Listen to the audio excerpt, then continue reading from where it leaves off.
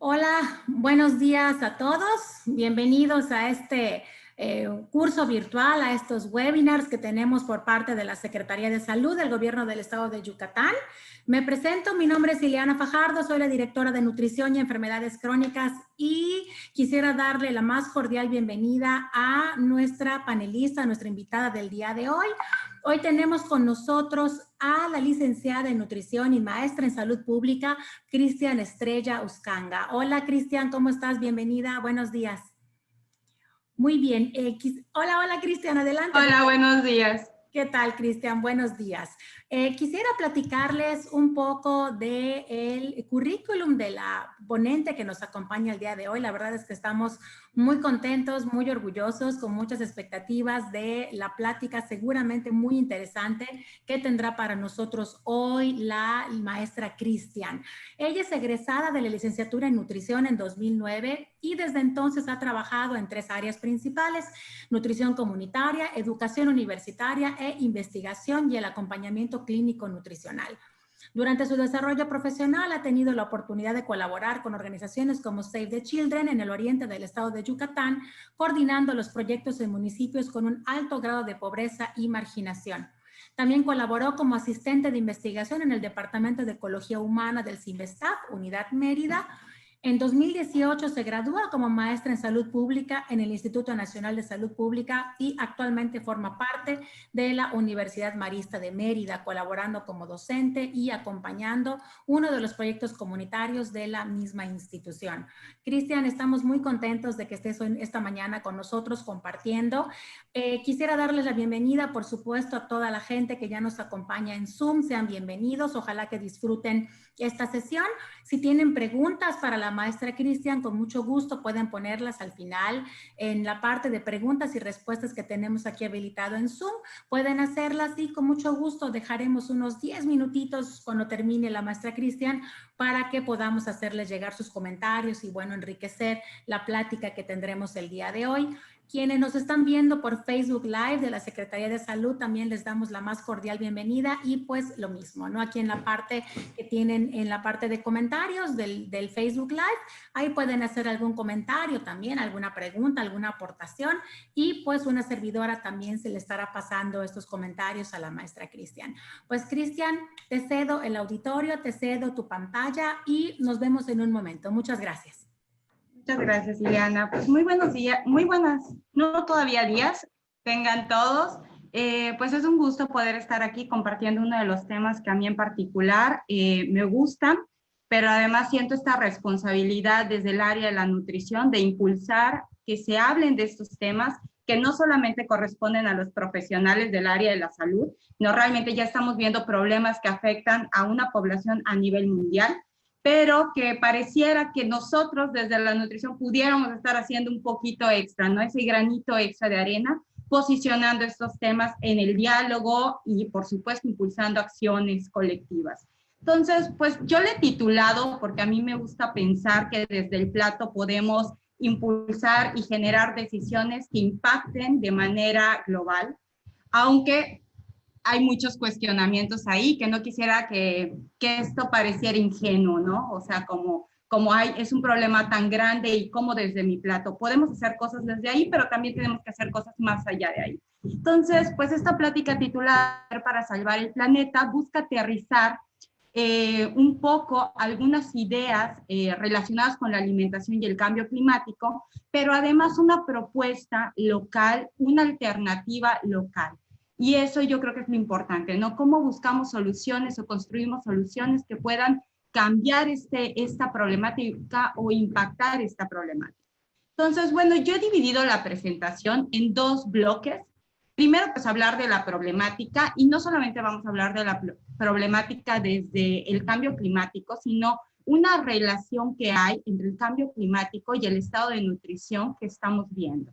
Y a este conjunto de relaciones que hay entre la salud y el cambio climático, pues se le ha llamado la sindemia global. Y en un segundo momento me gustaría abordar, bueno, estas características de esta dieta a la que se le conoce o se le está llamando como una dieta globalizada. En otros textos pudiéramos estar hablando de una dieta o un régimen neoliberal y cómo esto puede convertirse o tratarse desde una alternativa local. Y ahí es donde vamos a abordar esta dieta local. Pues bueno, yo creo que lo primero es definir a qué nos referimos cuando nosotros estamos hablando de una sindemia global. Y es que hay una interacción evidente entre la relación que está teniendo problemas de salud pública como la obesidad y al mismo tiempo todavía un rezago en problemas de malnutrición por déficit, en este caso la desnutrición en todas sus formas, con un modelo de producción de alimentos que está impactando a la salud, no solamente del individuo, sino también del medio ambiente. Entonces, en este punto vamos a hablar de los sistemas alimentarios, que es un recorrido a través del cual se decide qué se produce, cuáles son los medios a través de los cuales se va a hacer la producción de alimentos, a dónde van a llegar esos alimentos, para qué van a servir esos alimentos, y en algún momento se van a utilizar por un consumidor final, que puede ser a través de la alimentación u otros insumos que van a servir en diferentes procesos, ¿no? Entonces, esta relación tan estrecha que estamos viendo entre la manera en la que nos alimentamos, la manera en la que producimos y cómo lo que producimos está impactando en el medio ambiente, es a lo que nosotros vamos a conocer como la sindemia global. Pues primero hablemos un poco de la malnutrición, y la malnutrición en todas sus formas. Se expresa desde la malnutrición por déficit, donde vamos a encontrar todos los cuadros vinculados a la desnutrición.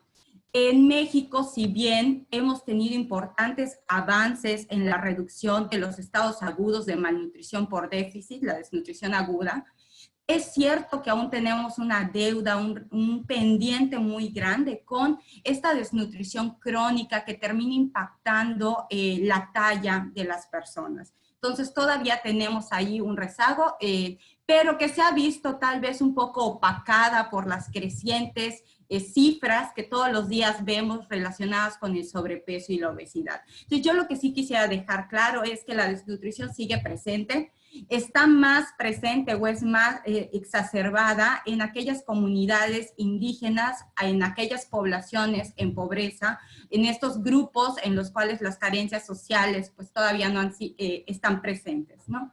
Y al mismo tiempo, en este mismo contexto, se empiezan a ver o a vislumbrar el incremento en el peso de todos los grupos de edad. Digamos que la desnutrición, si bien no es un problema solo de la infancia, tenemos otros momentos en los cuales se puede presentar, son la población infantil, principalmente los menores de 5 años, en donde vamos a encontrar esta problemática como muy evidente. Y los estragos que tiene la desnutrición en esta etapa impactan por el resto de la vida, traduciéndose en la talla baja que va a acompañar a estas personas. De ahí, en estas mismas poblaciones y otras, se habla de la obesidad. Si bien en algún momento la desnutrición se vinculaba con estos niveles socioeconómicos más bajos, la realidad es que en este momento tanto la desnutrición como la obesidad se están presentando en estos estratos sociales más bajos. En algún momento se escuchaba que la obesidad parecía que era una enfermedad, y digo parecía una enfermedad como de quienes tenían acceso económico. La realidad es que esto ya no se ve con esta dimensión. La obesidad es un problema que nos afecta a todos. Y por debajo de estas dos puede estar presente otro problema de salud pública, que es el hambre oculta o las deficiencias de micronutrientes. Hay un artículo muy interesante del doctor Juan Rivera donde justo se habla, ¿no?, de cómo estas deficiencias parecieran estar más pendientes o tener los profesionales más pendientes cuando hay estados carenciales que acompañan. O sea, con los niños desnutridos estamos todo el tiempo monitoreando, pero en los estados de malnutrición por exceso pareciera que se da por hecho que por tener exceso no no hay una deficiencia de micronutrientes, y esto es totalmente falso. ¿Por qué? Porque sabemos que muchos de los productos alimenticios que se vinculan con el sobrepeso y la obesidad son carentes de estos micronutrientes. Entonces el problema, este problema tan grave, incluye 3 formas de malnutrición. Hay estudios ya muy claros donde hablan de la doble carga de la malnutrición, que es esta coexistencia de 2 formas de malnutrición. Y ya estamos hablando de la triple carga de la malnutrición, que es que están coexistiendo de manera potenciada estas 3 condiciones en los individuos.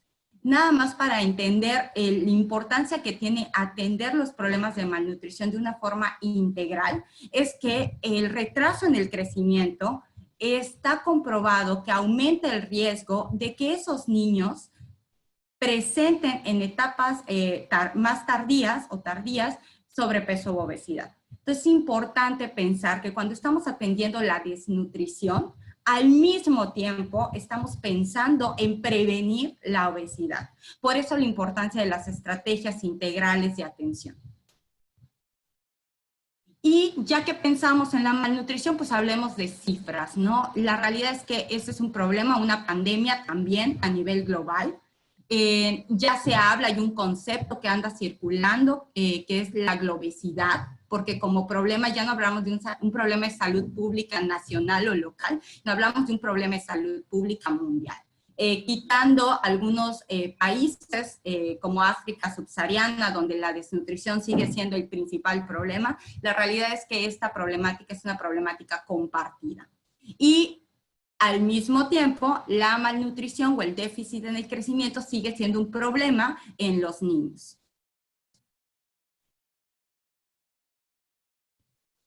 Del estudio que se presenta sobre la doble carga de la malnutrición, quise extraer esta línea en particular, donde dice que aquellos países que tienen ingresos bajos y medianos van a estar enfrentando ambos extremos de la malnutrición. Entonces, es muy importante decir que México es un país que se encuentra en este grupo de países y que si bien estamos abordando con mayor énfasis o con mayor fuerza es el problema del sobrepeso y la obesidad, no podemos dejar pasar que los problemas de desnutrición siguen presentes y que los problemas de obesidad en las comunidades indígenas mexicanas están en un constante crecimiento. Cada encuesta nacional de salud nos está indicando que la problemática está incrementándose. Las edades en las cuales se están presentando los problemas de sobrepeso y obesidad cada vez son menores. Estamos teniendo 3 de cada 10 niños con sobrepeso u obesidad, mientras que tenemos 7 de cada 10 adultos con esta misma problemática. Y también aquí me gustaría mencionar que el enfoque o los enfoques en los cuales debemos estar mirando la problemática, pues tienen que ser enfoques amplios que permitan generar acciones sistémicas. Y para eso, pues hay como muchas formas de analizar la problemática, ¿no? Pero esta propuesta que se hace de los determinantes sociales de la salud y que no quería dejar pasar porque los problemas vinculados con la nutrición no son unicausales, no es solo lo que como y cómo esto impacta en mi salud, sino estamos hablando de lo que como tiene un contexto que define por qué lo como, cómo lo preparo, de dónde lo obtengo, la inocuidad con la que ese alimento viene, y todo eso a veces no lo vemos al momento de pensar en las estrategias por las cuales, o las condiciones que generan la enfermedad, ¿no? O estas condiciones de salud. Entonces, pues este esquema, digo, más que revisarlo de manera puntual, solo quisiera comentar que hay un contexto socioeconómico y político que determina y que influye directamente, aunque no lo vemos, en las elecciones alimentarias que tenemos. Tenemos, por supuesto, una cuestión cultural y social que vamos a más o menos escudriñar en algún momento de esta presentación, no corresponde abordarlo de manera amplia, pero que está presente, ¿no? Ya todo esto es a lo que nosotros llamamos los determinantes estructurales de las desigualdades en salud. La posibilidad de que unos puedan acceder a algunos alimentos mientras que otros no, por supuesto que determina las elecciones. O, por ejemplo, el acceso que se tiene a los alimentos, ¿no? ¿Qué alimentos están llegando a las comunidades y qué alimentos no? ¿Qué alimentos tienen disponibles los grupos, por ejemplo, dentro de las escuelas? Si esto está determinado por el tipo de escuela, si es una escuela privada o pública, por supuesto que también determina el acceso que tiene un niño, un adulto o cualquier persona a la elección de sus alimentos. Y creo que es vital considerarlo al momento de pensar la problemática de alimentación. ¿Cómo llegamos a este problema? Pues obviamente es un proceso muy complejo, pero me gustó mucho esta frase que menciona Katie Dane en 2019 cuando se hace la presentación justo del informe Eat Lancet, y en ella ella menciona, ¿no? La globalización de la comida chatarra o procesada nos está llevando a este precipicio. Es una frase dentro de un contexto donde ella explica cómo el impacto de esta alimentación, pues obviamente genera una serie de residuos que nunca en la historia de la humanidad habíamos tenido, ¿no? La cantidad de empaques y la cantidad de basura que se genera a partir de estos alimentos y cómo se vinculan, por supuesto, con la incapacidad del planeta, en este caso, de poder pues degradarlos, ¿no? O en este caso de que cómo están llegando al planeta, a los suelos y a los mares y está impactando de forma negativa. Y esto me hace a mí pensar en cómo hemos tenido un cambio en la forma en la que nos hemos alimentado. Y hemos dejado limitado o incluso como posicionado algunos alimentos de la dieta tradicional como más desde la historia y el recuerdo y tal vez ya no tanto en lo cotidiano de nuestra alimentación. Y este proceso que ha desplazado a la dieta tradicional, insertándose un modelo de alimentación, un régimen alimentario globalizado o neoliberal o en algunos ultraprocesado, ¿no? Todas características propias del modelo de alimentación que estamos teniendo hoy en día. Este desplazamiento y esta situación de la que hablo del recuerdo es, por ejemplo, cuando decimos, es que yo comía cuando era chico, o yo recuerdo que cuando iba a la primaria así era, sobre todo aquellos que tenemos pues aquí un poquito más de 30 años, podemos creo que recordar qué era lo que se vendían dentro de los espacios escolares, y la realidad es que el volumen de productos ultraprocesados era mínimo. Todavía teníamos pues muchos tenderos dentro de los espacios educativos o cooperativas educativas que vendían productos frescos, ¿no? El mango, las piñuelas, el elote, la tostada con frijol. Esa fue mi generación, debo decirlo. Y entonces, ahora lo que empezamos a ver, y a lo mejor nos tocó es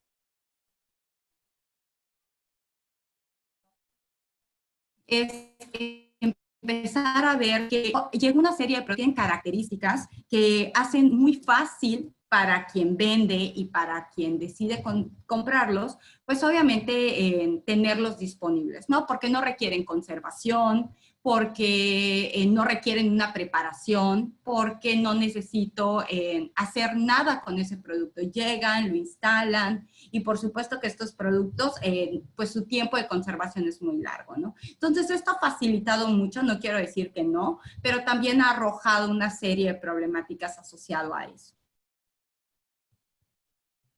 En un estudio en 2014 que se presenta, se habla acerca de cómo estos productos, alimentos, bebidas procesados y envasados han llegado a las poblaciones con sobrepeso, pero que además viven en un contexto de inseguridad alimentaria. Entonces, esto es muy interesante porque la inseguridad alimentaria nos dice que hay una serie de condiciones que no permiten el acceso o que la disposición de estos alimentos, ya sea por acceso físico o económico, está limitada.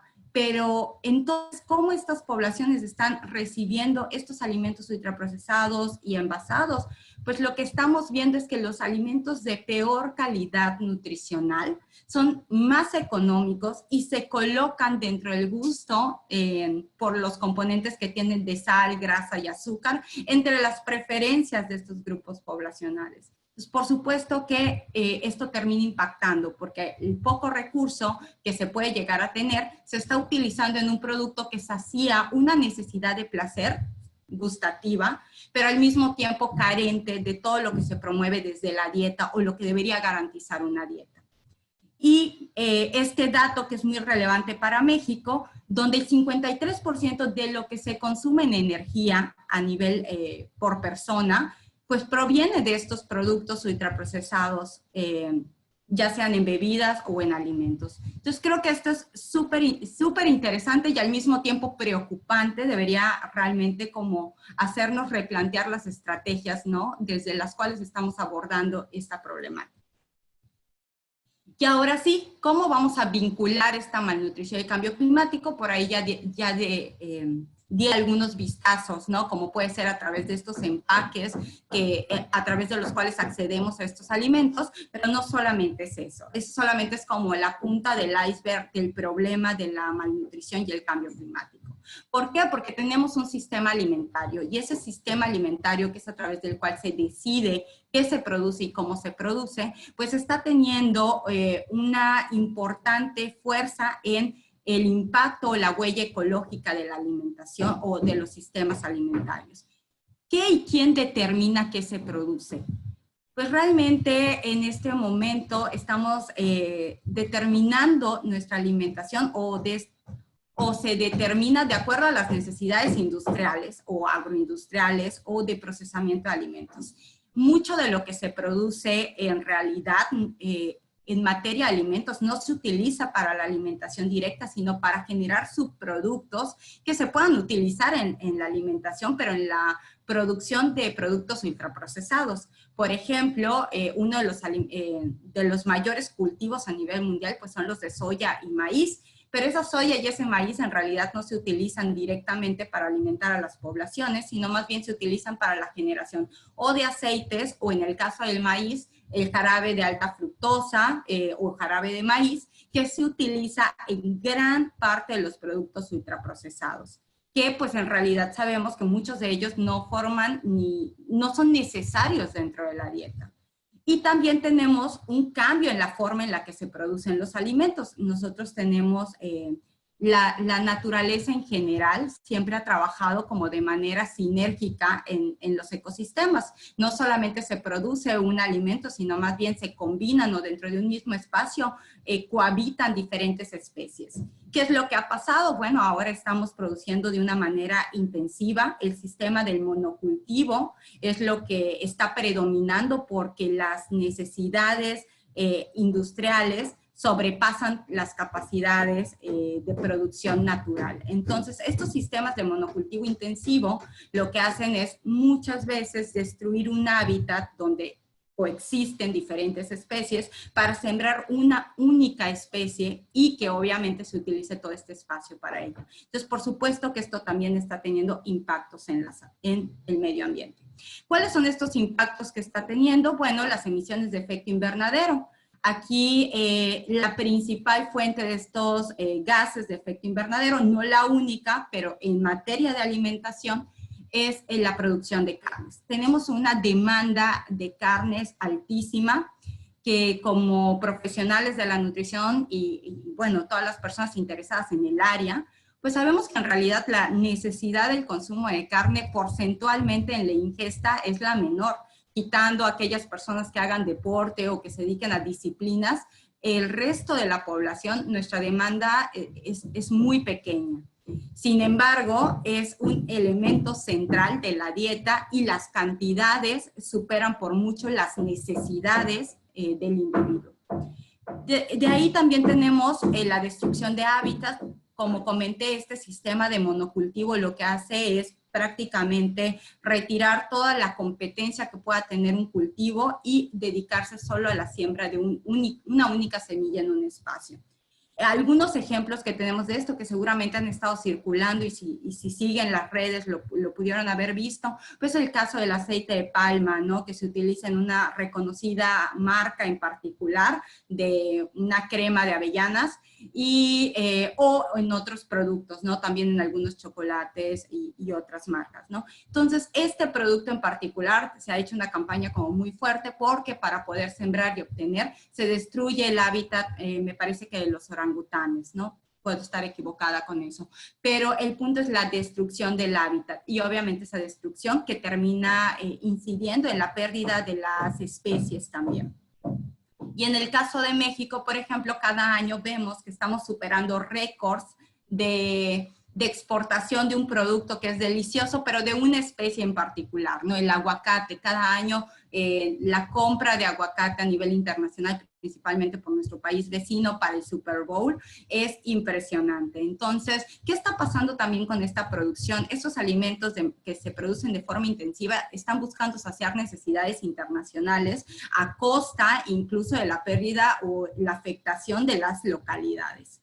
Pérdida de la biodiversidad, cada vez consumimos menos diversidad de alimentos. Y aquí hay un dato que me parece muy importante, que es el 75% de los alimentos que consumimos a nivel mundial provienen de solo 12 plantas. Aquí me gustaría destacar que México es uno de estos países megadiversos. En realidad tenemos una variedad de ecosistemas que nos permite tener una variedad de alimentos por regiones, y que ahora cuando nosotros empezamos a dialogar con gente de diferentes estados, pareciera que estamos llevando una dieta estandarizada porque ahora consumimos los mismos productos en cualquier parte y vemos menos o empiezan a escasear estos alimentos más locales dentro de la dieta. E incluso estamos viendo también una pérdida en el consumo de estos alimentos, una pérdida de estas especies. Cada vez se encuentran menos estos productos que son típicos o que eran locales 100%, ¿no? Y también estamos teniendo problemas, digo aquí yo creo que es muy evidente el tema de la contaminación del aire y del agua. En particular los suelos, y los sueños también, están siendo dañados por estas formas de cultivo intensivo en las cuales se utilizan agroquímicos, agrotóxicos, que por supuesto que lesionan de tal manera el suelo que no se pueden reutilizar en mucho tiempo. Y entonces se tienen que talar otros espacios para generar espacios de monocultivo nuevos en los cuales la tierra todavía siga siendo fértil. Esto sin entrar a detalle a otras problemáticas de las cuales se podría estar hablando, como un tema muy controversial, como es el tema de los transgénicos, que no corresponde a esta presentación de lleno, pero sí mencionar, ¿no?, los efectos que pudieran estar teniendo y la lucha tan grande que se ha estado haciendo desde México y desde la península para evitar la siembra de soya y maíz transgénico. A este problema que tiene que ver con el sistema alimentario en la producción, se suma otro problema que es la pérdida y el desperdicio de alimentos. Y hay una diferencia importante al hablar de estos conceptos, ¿no? Ambos importantes. Cuando nosotros hablamos de la pérdida, estamos hablando de aquellos alimentos que durante la producción, la cosecha, el procesamiento o la distribución ya no son aptos para consumo. Y digamos que de alguna manera algunos pudieran ser evitables cuando tenemos mejores procesos de transporte, protocolos, podrían prevenirse, pero ahí tenemos un grave problema. Y el otro grave problema tiene que ver con el desperdicio de alimentos y ese está directamente vinculado a lo que sucede en el proceso de venta y en el proceso de consumo. En algunos países, para evitar el desperdicio de alimentos que se genera en restaurantes o supermercados, se han implementado políticas como por ejemplo Francia ha instalado refrigeradores donde aquellos alimentos que ya no son aptos para consumo porque visualmente mucha gente ya no los quiere adquirir porque está muy maduro, se colocan y no se pueden desperdiciar. Como política pública, los alimentos no se pueden tirar. Y en el consumo, por ejemplo, ahí es donde el consumidor final, pues obviamente tiene que pensar mucho al momento de planear sus menús o planear su alimentación, porque tenemos una gran pérdida de alimentos en nuestros hogares. Tanto la producción, pues, procesos en el almacenamiento, pero también suele pasar que compramos de más y entonces ese producto de más también termina como un desecho. Entonces, se requiere también como considerar estos elementos porque mucho de lo que se está produciendo a nivel mundial se está desperdiciando. ¿Y cuánto es mucho? Pues 1/3 de la producción a nivel mundial se desperdicia. Y sí quiero hacer hincapié en que se desperdicia y no se pierde. Se desperdicia quiere decir que son procesos vinculados a la llegada a los puntos de venta y al consumidor final. ¿Y qué perdemos cuando se pierden estos alimentos? Además de la pérdida de alimentos, están perdiendo recursos naturales que se utilizan para la producción de estos alimentos, como es el agua y la tierra. Entonces, cuando se va un alimento, se pudre un alimento en nuestro refrigerador, se está perdiendo agua que se utilizó para producir ese alimento y se está perdiendo tierra fértil que se utilizó para poder producir ese alimento. Y pensando en México, pues México también se suma a esta situación a nivel mundial y tenemos una pérdida nacional del 34%, que por supuesto que si lo traducimos a dinero es muchísimo dinero. ¿Qué es lo que principalmente se está perdiendo? Bueno, a nivel mundial algunos datos reportan que se pierden cereales, pero sí me gustaría destacar que lo que más se pierde o lo que más se desperdicia es el 40 o el 50% de los alimentos frescos, como son las frutas y verduras, que además son un tema que preocupa mucho porque el consumo de frutas y verduras a nivel nacional es muy bajo. Y estamos hablando de que casi el 50% a nivel mundial no se está utilizando o no se está consumiendo. Y yo creo que esto es de suma importancia, ¿no? Esto es un comunicado que forma parte de la OMS y nada más quisiera destacar de él, ¿no? Que en este comunicado se habla de que se produce suficientes alimentos para alimentar al total de la población. Si consumiéramos en las cantidades que deberíamos consumir los alimentos, pudiéramos en este caso cubrir las necesidades de alimentación sana de toda la población. Entonces yo creo que eso es muy importante porque nos dice que capacidad tenemos, hay la posibilidad de hacerlo, pero eso implica replantear las formas en las cuales accedemos a los alimentos, la forma en las cuales obviamente consumimos los alimentos, las cantidades, las porciones y por supuesto seguir las recomendaciones de alimentación que desde la nutrición ya se tienen muy claras y establecidas. Bueno, todo este primer bloque pues, fue un poco el contexto del impacto que puede tener y la relación que tiene la alimentación, el estado de salud con el medio ambiente o el cambio climático, ¿no? Y ahora me gustaría abordar, pues, aterrizado esta dieta global o esta dieta globalizada y cómo llevarla a una dieta que sea más local y más pertinente. Bueno, lo primero que yo comentaría es que en algunos autores proponen que estamos viviendo un tercer régimen alimentario y que este régimen alimentario está basado en un proyecto político global. Estuve buscando, debo decir que no logré encontrar la imagen, pero hace unas semanas había visto, me parece que en Facebook, una imagen donde venía un empaque de duraznos, a lo mejor algunos lo pudieron ver, y este empaque de duraznos tenía un mapa detrás y marcaba, el durazno se produjo aquí, el durazno viajó y se procesó y empacó en algún país sumamente lejano, el durazno fue comprado y adquirido en otro punto a nivel mundial, ¿no? Entonces, esa interacción de cómo los alimentos ahora de forma globalizada pueden llegar a cualquier punto, que es una maravilla, pero que también está teniendo costos en salud y económicos importantes, ¿no? Y en salud no solamente individual, sino en la salud planetaria. Y que responden a este concepto, creo que es el mejor ejemplo de que estamos viviendo un régimen alimentario globalizado, porque yo puedo ir y acceder en cualquier momento en un supermercado a un kiwi que se produce en Nueva Zelanda o a lo mejor a una nuez que no se produce en México.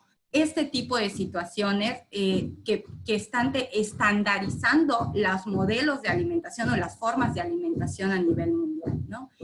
¿Qué es lo que estamos teniendo? Un proceso de globalización de la agricultura a nivel empresarial. Los alimentos se producen para transformarse y no para consumirse.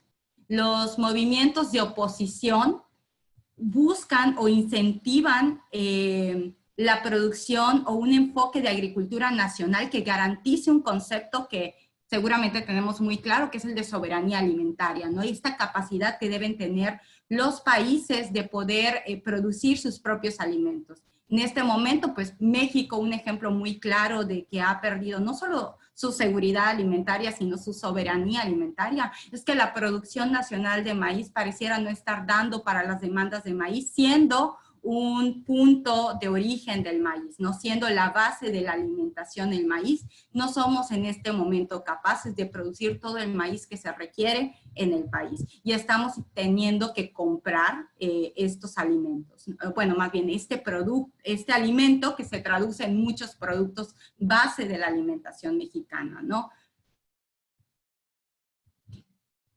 Implicaciones tiene esta dieta globalizada en el medio ambiente.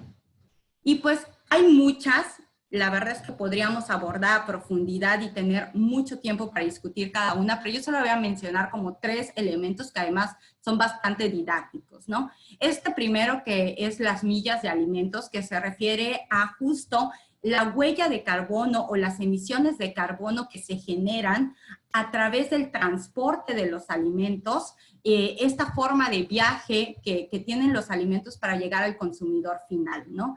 Y entonces, por ejemplo, hace algunos días yo comentaba acerca de la sal del Himalaya, que me parece que se produce en Pakistán, me puedo estar equivocando, y que tiene que viajar hasta Yucatán para que la pudiéramos tener, ¿no?, en los supermercados, ¿no? Entonces, ¿cuánto tiene que viajar un producto? Y a veces, no siempre, los productos vienen acompañados de una mercadotecnia tan fuerte que nos convencen que ese producto tiene propiedades indispensables para nuestra alimentación y para nuestra vida saludable. Y que a veces hay opciones locales que pudieran cubrir esas necesidades. Entonces, creo que hay que tener mucho cuidado también con este tema del marketing nutricional que se le da a algunos alimentos y cómo realmente tener elecciones más conscientes de salud y obviamente de cuidado medioambiental, de compromiso con el medio ambiente para seleccionar nuestros alimentos.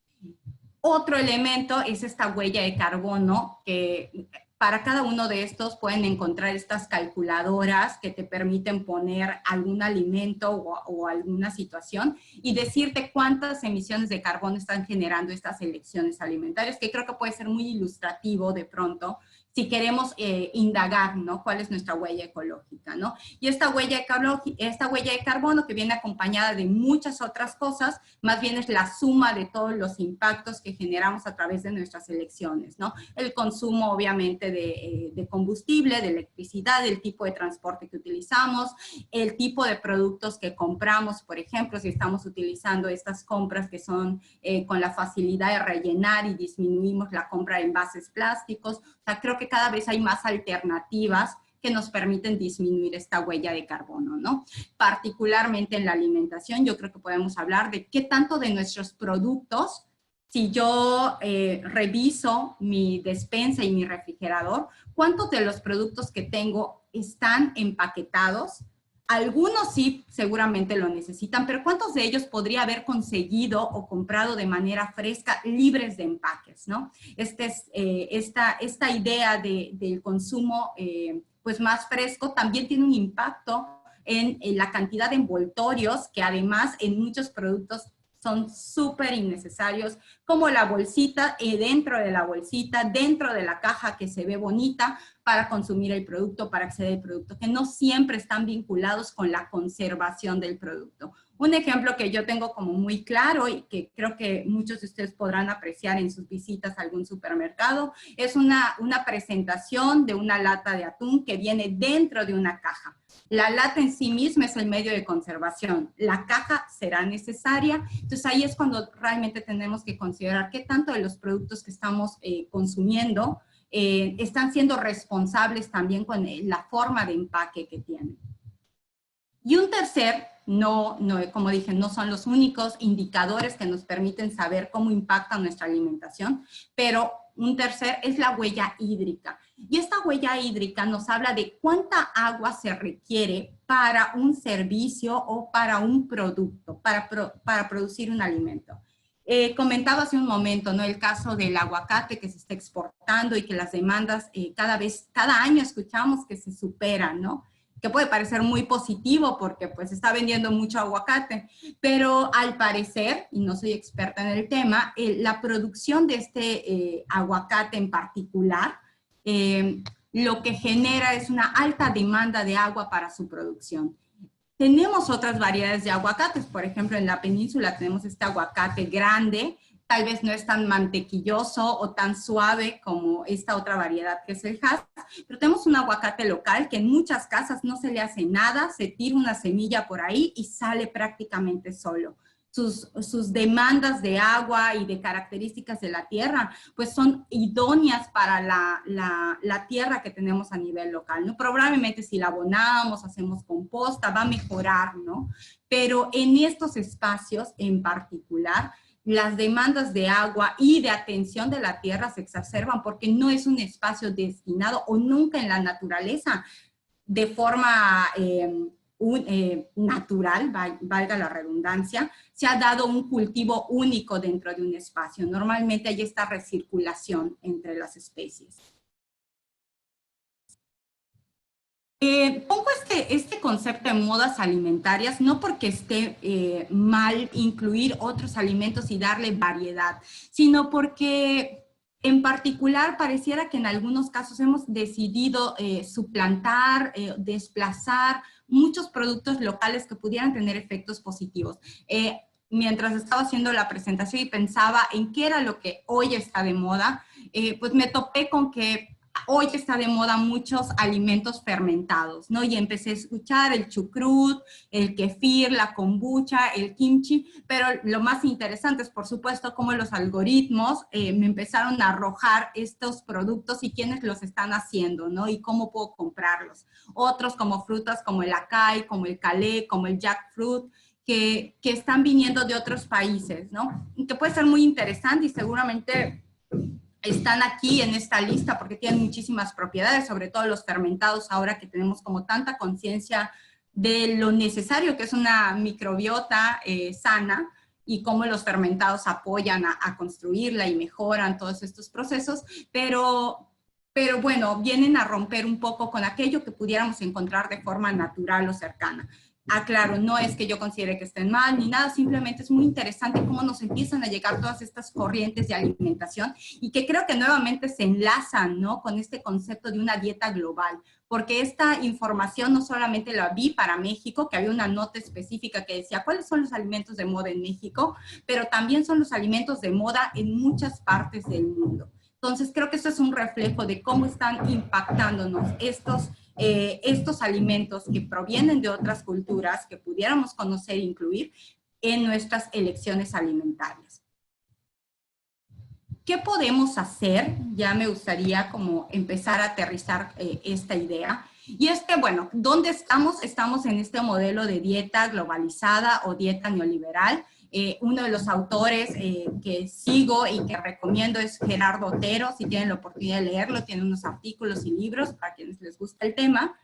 Luego yo pensaba, bueno, tal vez el siguiente punto es pensar, y hay una propuesta presentada desde el año pasado por el Eat Lancet, el reporte sobre alimentación, que se le han titulado como la dieta de la salud planetaria o la dieta del planeta, y que respalda mucho un cambio en el modelo de alimentación con bases científicas en las cuales se emiten recomendaciones, por supuesto, generales y que se tendrían que aterrizar y tropicalizar a los contextos nacionales, pero que creo que marcan pautas muy claras de cómo tendría que ser una alimentación para que esta alimentación sea sostenible y saludable.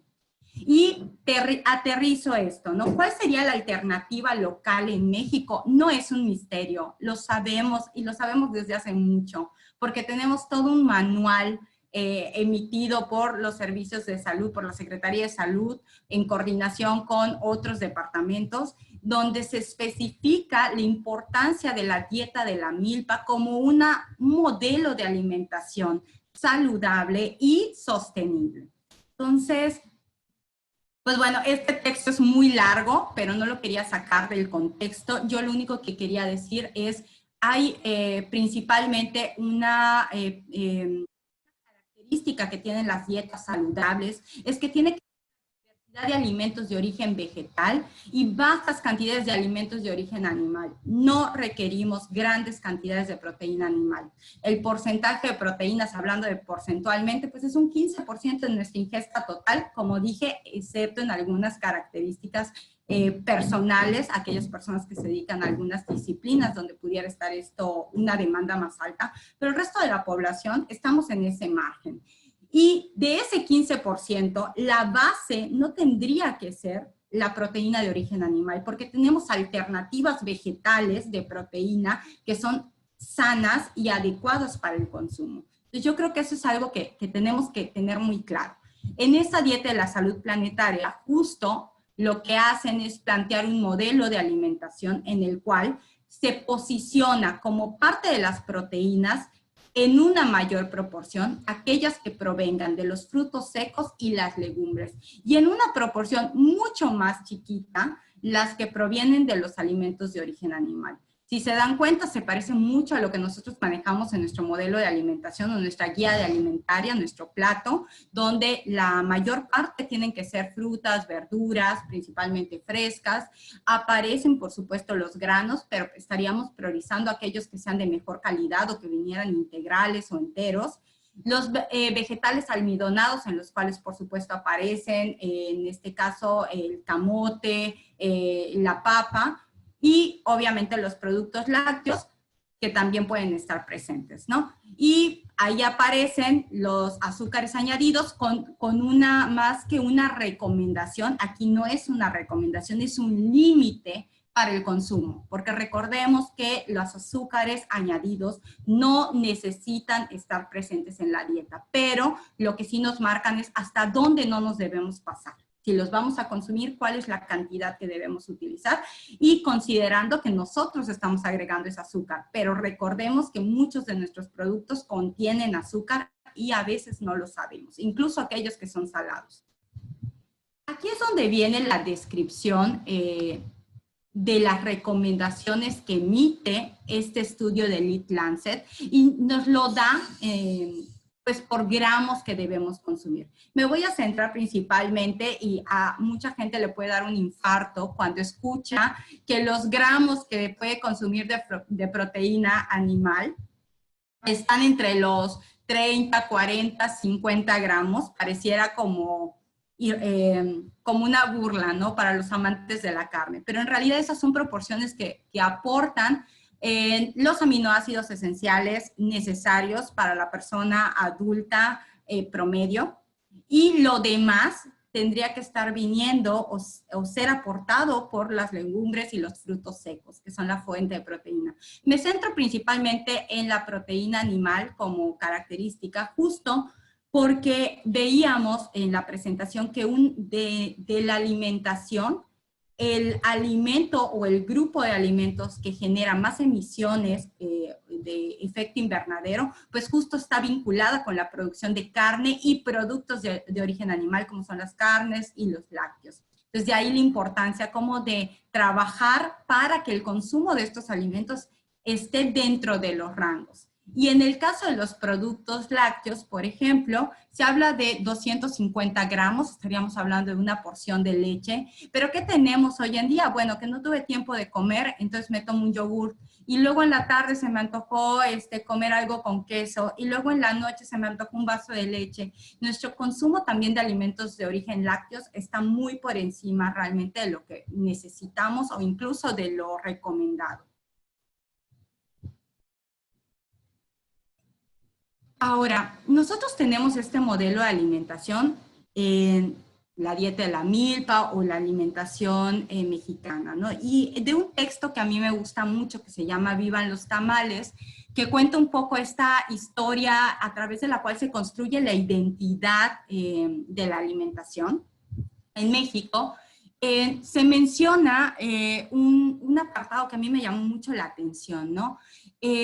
Había una escuela de artes y oficios donde las mujeres que trabajaban en las casas, estamos hablando de un texto que relata la historia de la alimentación en México en los 1900, y entonces decía que se les aconsejaba a la clase baja, así lo dice, es textual, que evitara los platos populares mexicanos y prefiriera la sencilla cocina inglesa.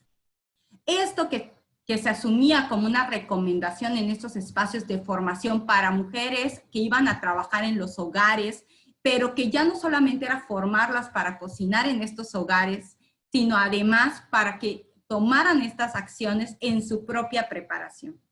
Y ahí se hace una ley en 1908 donde se oficializa estas recomendaciones y consideraba indispensable modificar la dieta a la cual las clases bajas están acostumbradas, lo cual se me hace súper fuerte. Y por eso esta diapositiva se llama una dieta que ha resistido. Porque si bien sí es cierto que se han logrado permear y posicionar una serie de productos y preparaciones extranjeras que han llegado y que pues son del gusto, no podemos negarlo, también es cierto que seguimos regresando a nuestros alimentos, probablemente más a nuestros alimentos producto del mestizaje, nuestros moles, bueno, en Yucatán, nuestra cochinita pibil, nuestra sopa de lima, que más bien son productos o alimentos que se han generado de procesos de mestizaje, pero no están perdidos, por ejemplo, productos locales o preparaciones locales que se alejan de las fiestas o de las festividades, porque sí hay que decir que pues, el domingo es de cochinita o a lo mejor la sopa de lima, son para momentos especiales, pero ¿qué ha pasado con toda esa alimentación tradicional que era del día a día y de lo cotidiano, ¿no? Entonces todavía se está perdiendo, cada vez tenemos menos consumo, pero todavía está. Y creo que esta es una excelente oportunidad para replantearnos el impulsar estas iniciativas locales de consumo de alimentos. Y bueno, pues, ¿qué es la dieta de la milpa? Primero decir que es un modelo de alimentación que es saludable, que está basado en las características y culturas regionales. Hay una frase dentro del mismo texto de la Secretaría de Salud sobre dieta de la milpa, donde dice, la milpa en cada parte de México tiene un sabor diferente. Y es que aquí podríamos estar hablando de la chaya, mientras que en el centro del país hablamos de los quelites, ¿no? De las verdolagas. Entonces, tenemos en cada región similitudes, pero también diversidades de alimentos que le dan mucho color y mucha variabilidad a la dieta. Entonces, creo que desde ahí tenemos que retomarlo y que no tiene que ser monótona y que no tiene que ser... pues ahora sí que una dieta carente de nutrimentos, porque estos productos han alimentado a las poblaciones por siglos. Este es el esquema de la dieta de la milpa, que además me encanta porque integra, creo que todos los elementos que se necesitan desde las primeras etapas de vida, ¿no? Al centro, la lactancia materna exclusiva, que acabamos de pasar la semana de la lactancia materna y me parece que es lo más pertinente ponerla al centro, ¿no? Iniciar la vida con la lactancia materna que asegura mejores posibilidades para esos niños para crecer. Y se toman en cuenta todos los diversos grupos de alimentos que forman parte de la alimentación, nuevamente toda nuestra diversidad de calabazas, chayas, nopales, chayotes, vegetales, que le dan mucha riqueza y color, las frutas y verduras, por supuesto, también que se promueve el consumo de temporadas. Los tubérculos se separan, la yuca, la yuca, el camote, que también aparecen dentro de esta alimentación y que cada vez se consumen menos. Ahora solo las encontramos, me ha llamado mucho la atención, como ahora empezamos a encontrar chips de camote en algunos espacios, pero pareciera que es la única forma de consumirlos, cuando en realidad tenemos toda una historia gastronómica vinculada a la yuca y al camote, ¿no? Bebidas ancestrales, bebidas energéticas, todas las variedades de pozol. Hay un proyecto que se llama Proyecto Pozol en Chiapas, donde se busca promover y volver a posicionar el pozol como bebida pues justo para estas personas que salen a trabajar en las zonas cafetales a las 4 de la mañana, y que ahora pues en realidad con toda esta infiltración de los productos ultraprocesados, pues estos alimentos que se llevaban ya no se están consumiendo, sobre todo en las poblaciones más jóvenes, ¿no? Escucho normalmente cuando hablo con alguien en la comunidad, sí, mi abuelito se llevaba el pozol con chile o el pozol salado, pero es como ellos, nosotros ya no. Entonces, bueno, hay proyectos que están buscando impulsar.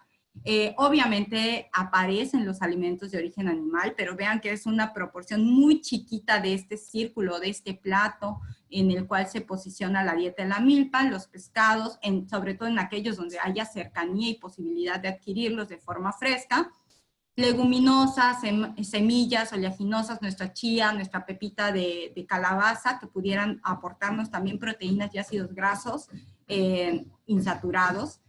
Y pues obviamente nuestra gran diversidad de maíces, que hoy en día solo consumimos un tipo de tortillas, por ahí empezamos a ver que nos empiezan a llegar tortillas azules u otros tipos de tortilla, ¿no? Y bueno, con esto estaríamos hablando de lo que es el modelo de alimentación de la dieta de la milpa. En la parte de abajo se habla del consumo de agua y la actividad física, que forman parte, por supuesto, de un modelo de alimentación saludable, o una serie de estrategias para fomentar la salud.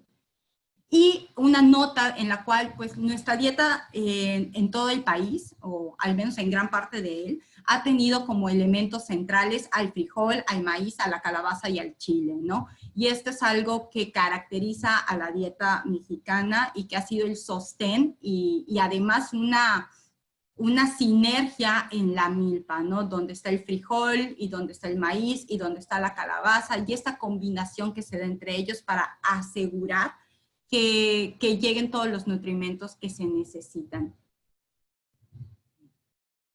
Espero no haber ido muy rápido, tenía como el pendiente del tiempo, pero no me quisiera ir sin dejar pasar, ¿no?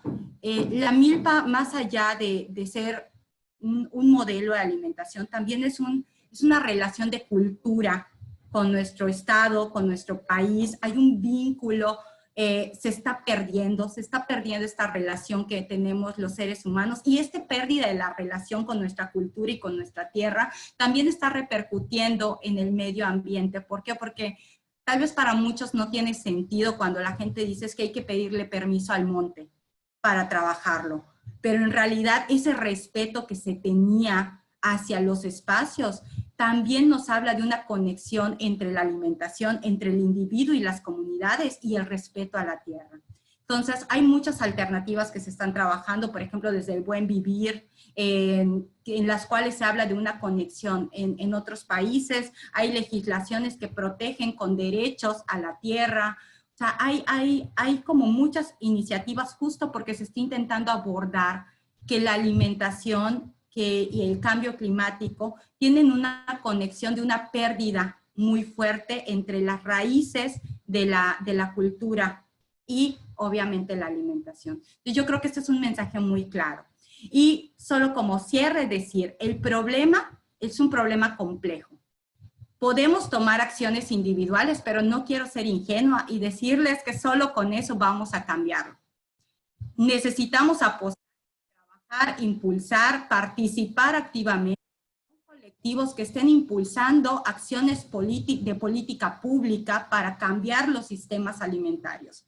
Pero hoy sí podemos decidir qué es y qué alimento va a llegar a mi plato y cómo ese alimento va a impactar en el medio ambiente. No porque sea una acción individual vamos a restarle la importancia que tiene, pero creo que podemos trascender y generar oportunidades de trabajo más allá de eso.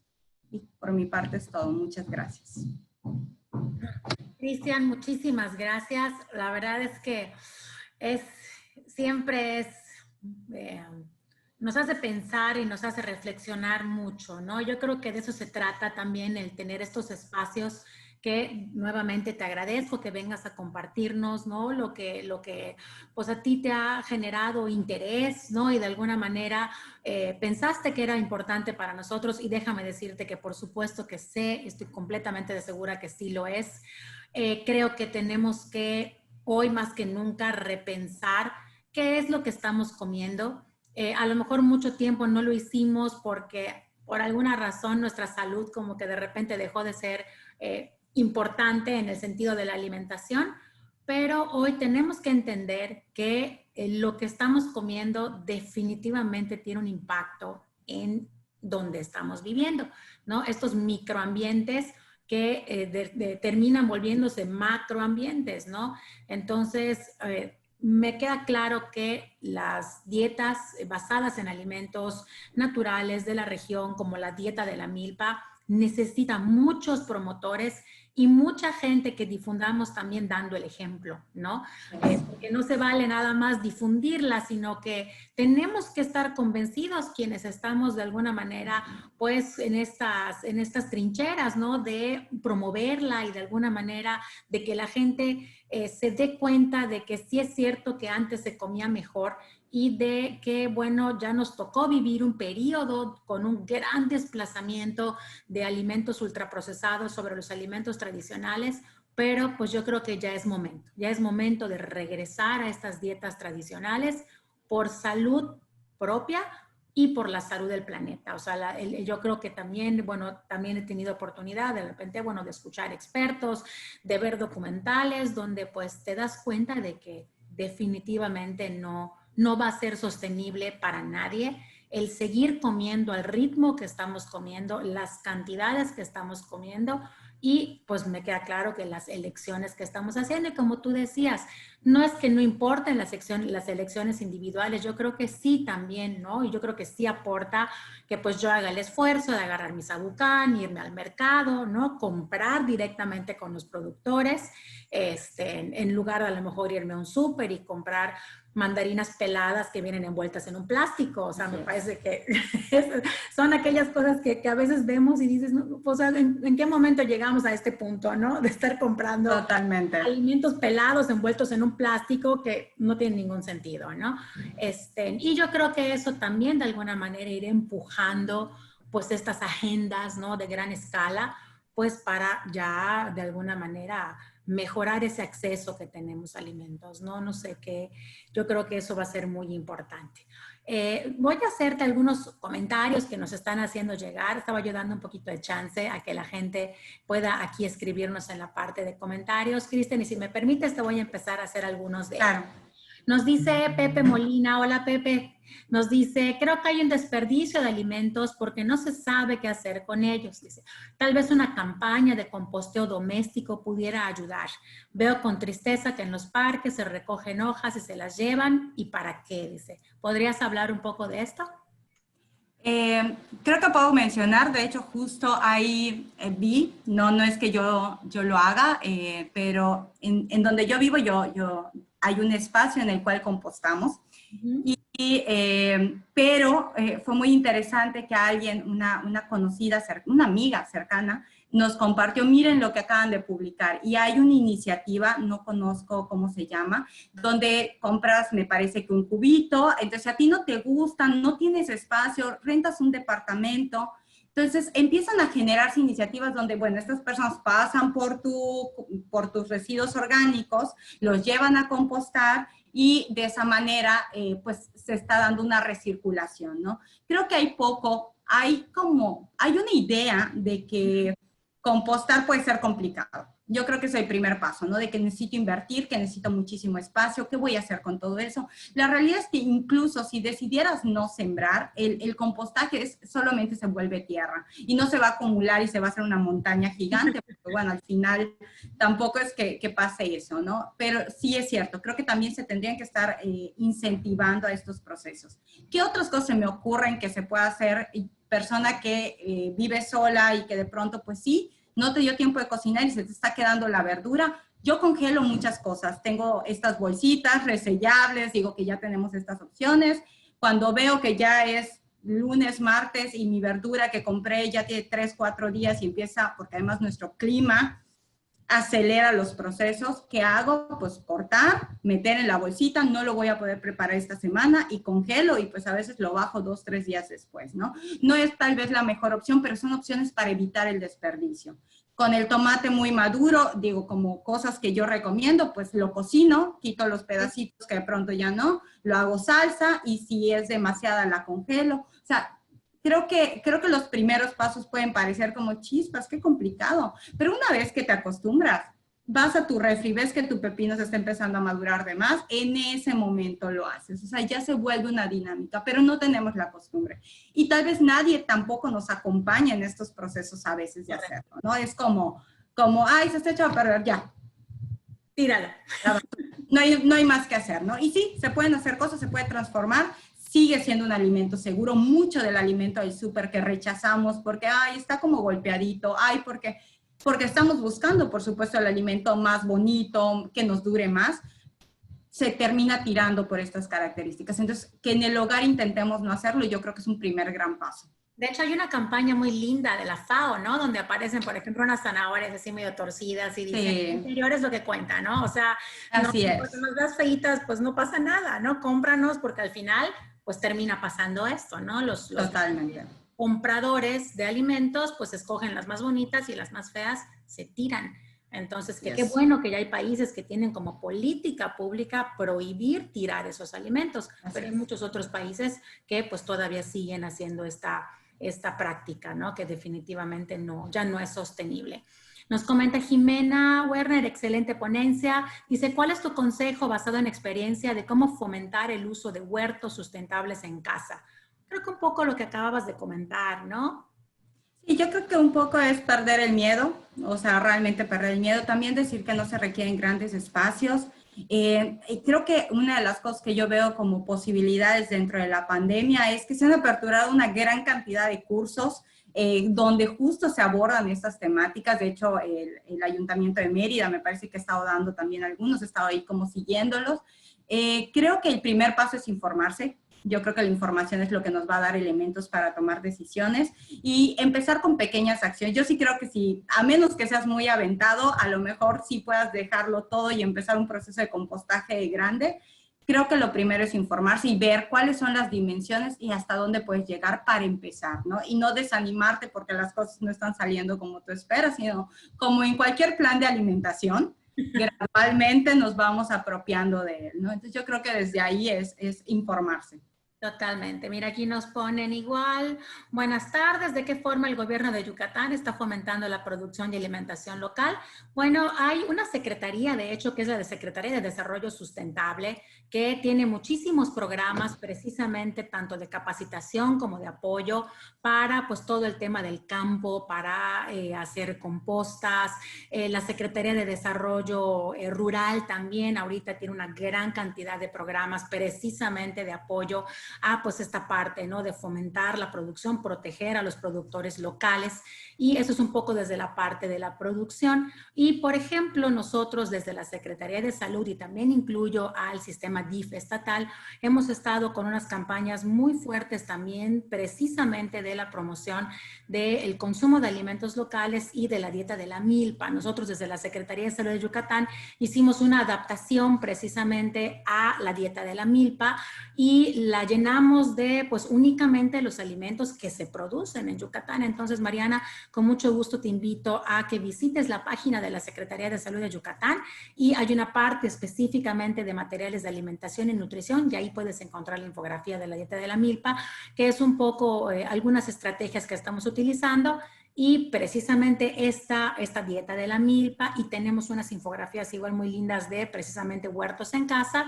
las tenemos en los centros de salud también del interior del estado, prácticamente en los 140 centros de salud tenemos esta información disponible, entonces pues es un poco de lo que estamos promoviendo y difundiendo, ¿no? El que la gente regrese a su alimentación local, entonces eso es un poco de lo que estamos produciendo, Mariana.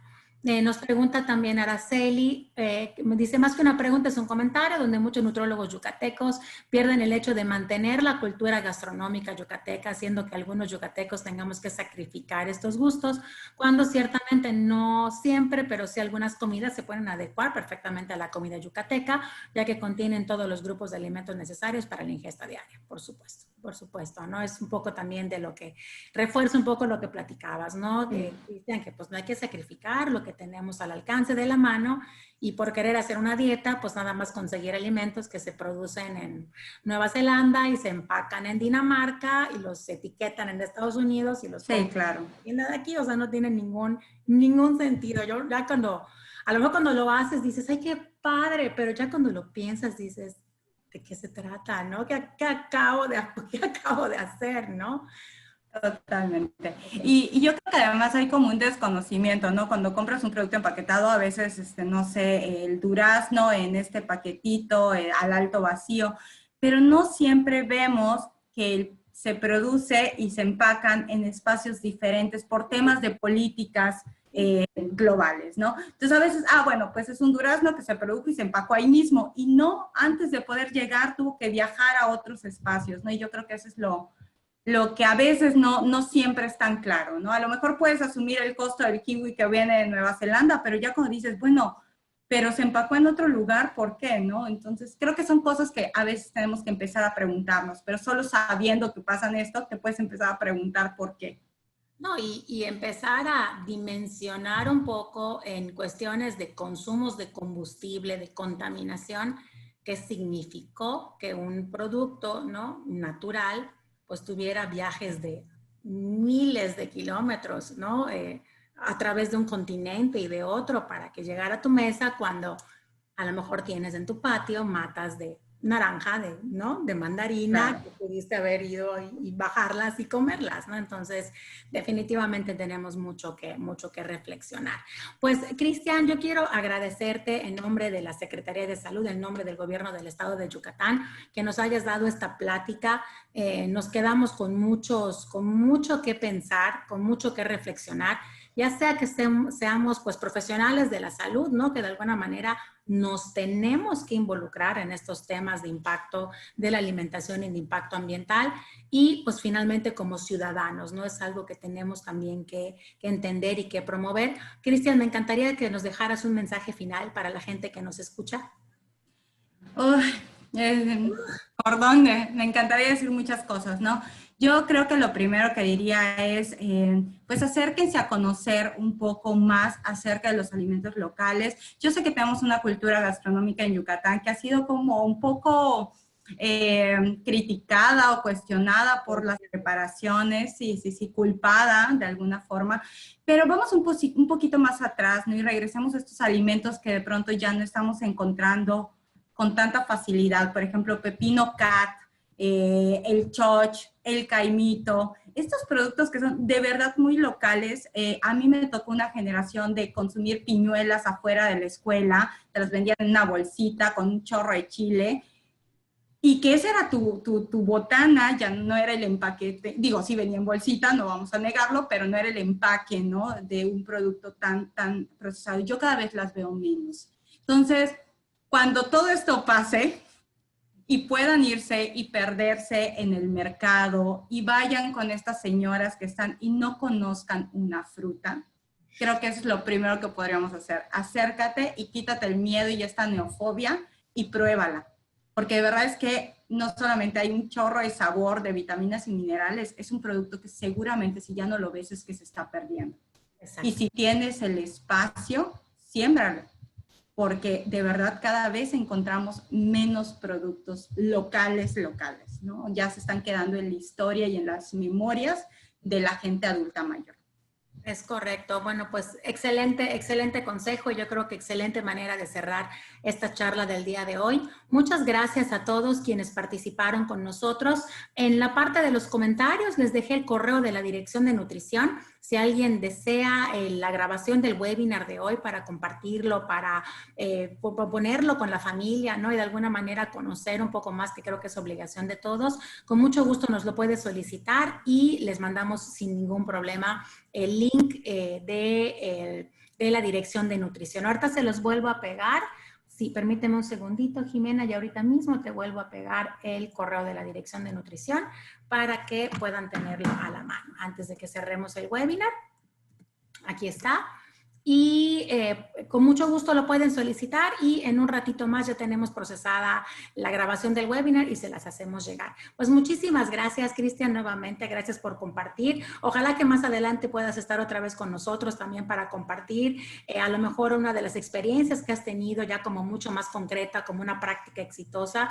Nos encantaría, ¿no? De alguna manera, pues saber un poco el cómo también a lo mejor podemos hacer realidad algo de esto, o también a dónde nos podemos acercar si queremos aprender o contribuir también, porque hay quienes también están un poco en esa búsqueda de cómo contribuyo, ¿no? Y cómo ayudo a promover y apoyar estas asociaciones que pues están dedicadas también a promover y proteger los productos locales. Pues muchas gracias, Cristian, muchísimas gracias a todos. Gracias. Y nos vemos mañana a las 11 para también el webinar de salud bucal y COVID-19. Nos vemos mañana, muchas gracias y que tengan un excelente día.